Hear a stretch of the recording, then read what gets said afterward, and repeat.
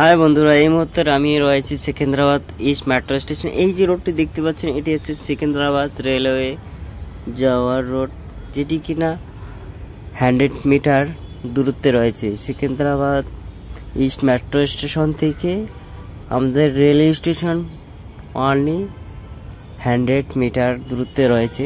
আপনারা মেট্রোতে যদি আসেন কেউ সেকেন্দ্রাবাদ রেলওয়ে স্টেশনে, তো অবশ্যই সেকেন্দ্রাবাদ ইস্টে নামবেন এবং নেমেই সামনেই দেখতে পাচ্ছেন 1 নম্বর প্ল্যাটফর্ম। সামনে একটি বিরাট বড় ইন্ডিয়ান ফ্ল্যাগ দেখতে পাবেন এবং সামনে গেট রয়েছে, এটি হচ্ছে 1 নম্বর গেট।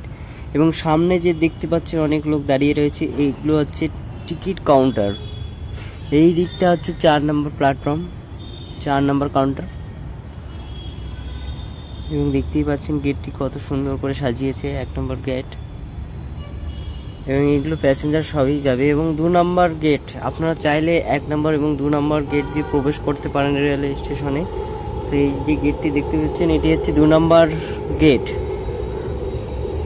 আর একটি রেল স্টেশনের পাশেই রয়েছে একটি বিরাট বড় ইন্ডিয়ান ফ্ল্যাগ। তো যাত্রীরা এখন টিকিট কাউন্টারের দিকে যাচ্ছে এগিয়ে। তো দেখতেই পাচ্ছেন অনেক যাত্রীরা রয়েছে আজকে ভিড়ে। তো এই বেসিক্যালি এই ট্রেনটি হচ্ছে আগরতলা স্পেশাল ট্রেন। এটি সেকেন্দ্রাবাদ হায়দ্রাবাদ থেকে গুয়াহাটি অবধি যাবে। তো প্রচুর ভিড়, সবাই ঈদের যাচ্ছে বাড়িতে সম্ভবত, এবং কেউ ইলেকশনের জন্য যাচ্ছেন বাড়িতে ওয়েস্ট বেঙ্গলে।